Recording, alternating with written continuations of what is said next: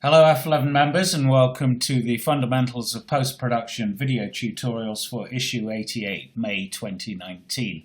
So on the screen here we've got a picture of Five Fingers Strand from my recent trip to County Donegal in Ireland. And I was drawn by this wonderful artful seaweed on the foreground, on the rocks on the beach as dusk was settling. And I've opted to shoot a picture using the tilt and shift lens here to really maximize my depth of field, and you can read all about that in the accompanying how it's done feature. But now I need to process the picture, and it's a tricky one because shooting straight into the setting sun is a formula that I don't generally like to do. I think it looks, if it's not done well, it can look very cliched and a bit tacky, quite frankly. And the temptation is really to overemphasize to brighten the foreground and darken the sky so that the balance looks completely wrong. So quite a tricky one to pull off. So I'm going to talk you through the post-production on it now. This is the finished image here, and I think it's worked quite well. And crucially, looks quite natural. So let's just close that down here now and come back into Lightroom. And these are the images that are made from the raw images straight out of the camera. And you can see what I've done is rather than trying to use a filter to balance the sky with the foreground, due to the fact I was using the tilt and shift lens with almost maximum shift dialed in, that would have caused me vignetting problems using a filter. So I've done it using exposure merging, and I've made 5 frames here, starting with this one, darker, and then brighter images here. So what I need to do now is merge these together, and this time I'm going to try using Lightroom's photo merge here. And here we go. First of all, I need to select the images to be merged. And it is this one to this one here. Okay, 5 images, and then go photo merge, and those terrible, terrible letters. Can't even bring myself to say them. Click on that, and up comes the merge images dialog. And you can see here, I'm going to click on auto settings now, auto line and auto settings, and see what it comes up with. Just pause you while it's working on that. So there's the merge preview, and I think it looks like a typical HDR image, quite frankly, overcooked and with unrealistic tones in it. But that's because I've got the auto settings dialed in. So, but nevertheless, I'm just going to merge them anyways, because we can always tweak those settings quite significantly, and that's exactly what I'm going to do. So I'm going to merge the picture now. Just pause you while that's happening. Okay, so it's done that, and there is the merged HDR image. So let's go to the develop module now and look at it. And it looks pretty treacly. And if you come up here and look at the settings, the auto settings, they're quite heavy-handed. So we're going to go back to basics, and I'm just going to come down here and click on my default setting, and that really takes all that heavy-handed HDR look out of the picture. But at the same time, we've now got a foreground that's much too dark and a background sky, at least, that's much too bright. So what I'm going to do now is, despite this is already been merged together, I'm going to do 2 different processes of this picture, one for the rocky foreground, one for the sky, and I'm going to merge them subsequently in Lightroom.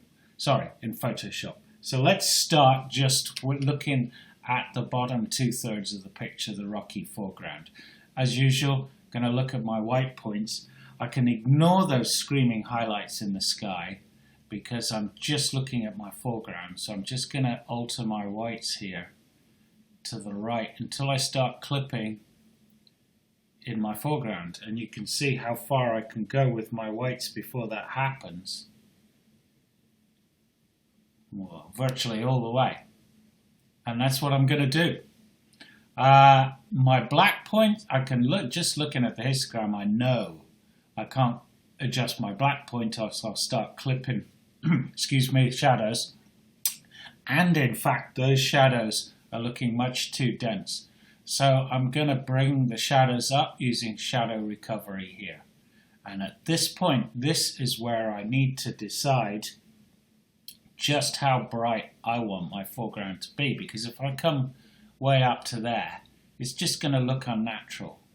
So I want to see the detail. I want to see that lovely kind of tones there in the foreground. But at the same time, it's got to look natural. So I'm going to come up to about plus 25 on my shadows, and I'm going to just use the tone curve here to brighten it up a touch as well to about that.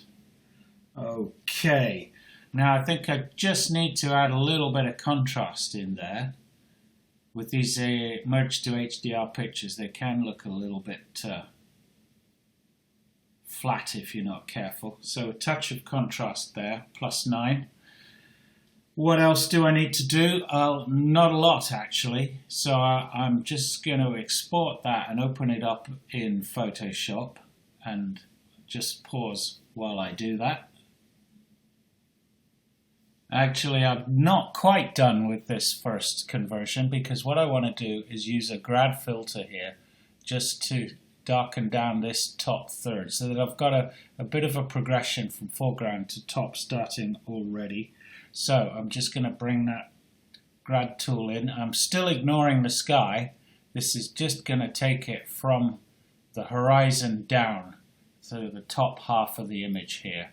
A nice soft gradation. And I'm going to just put about, let's come in on here, just a hint of about minus 30 to just darken down that top bit of the rock so that when I come to merge the exposure with the sky subsequently, I've got less of a harsh transition. Okay, I think that's done. Okay, and now I'm going to export this and open in Photoshop. So let's just do that. And whilst I'm doing that, I'm going to pause you. Okay, now let's come back and look at the picture again. And I'm going to take out all those adjustments I made to shadows, because now I'm just looking at the sky. Revert that to my tone curve here, to linear again, and what I want to do is just darken down the sky.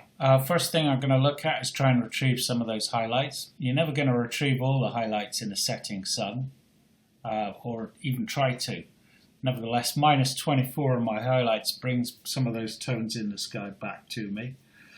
And I'm just going to use the tone curve to darken down that sky a bit. Now this is where it's easy to go way too far. Because if I end up with a sky that looks just too rich, it's going to be out of balance with the foreground. So just a hint of darkening down there in the using the tone curve here. Okay. And I'm also going to use a touch of a grad just on the top of the sky, okay? And take out that annoying highlight sticking. And now just come back on my grad here, my exposure, and it's just bringing in a bit of density into the top of the image there. Go for a nice soft grad here, and I think that's worked well. Just come back a touch on that. Again, I really want to be subtle here. that works better, doesn't it? Okay, click on Done. Now I'm going to export that image and open it up in Photoshop, and we're going to merge the two. So whilst I'm doing that, Library, Export, I'm going to pause you and see you in Photoshop. Okay, so here's the two pictures open in Photoshop, and I've got the light one and I've got the dark one here. So what I'm going to do is just come up on the size a bit there again. So what I'm going to do is take this one, the dark one. I've got an action here, but instead of using an action, I'm going to do it the slow way. So I'm going to go Edit and select all, Edit, copy, and then just paste it on here. So Command V, that pastes that picture on top, the dark picture on top of the bright picture. Go back to the other one. I can close that now because I'm finished with that picture. If I bring in my layers palette here, you can see what I've got. I've got the dark picture there on top of the bright picture. So what I'm going to do, just come down on my image size a bit, Command minus on the keyboard, and so this is really, I'm going to use layer masking. So if I bring in my tools here and I select the lasso tool here, lasso, okay, and then just what I want to do is just select the part of the top image that I want to retain, that I want to see, and that's the sky essentially, isn't it? So a really easy selection, just along the line of the horizon, and then I'm going to make a mask here, and I want that mask to have a soft edge. And what the mask is going to do is mask the bottom of the picture so that I can see only the top bit, the sky, allowing me to see through to the brighter image below.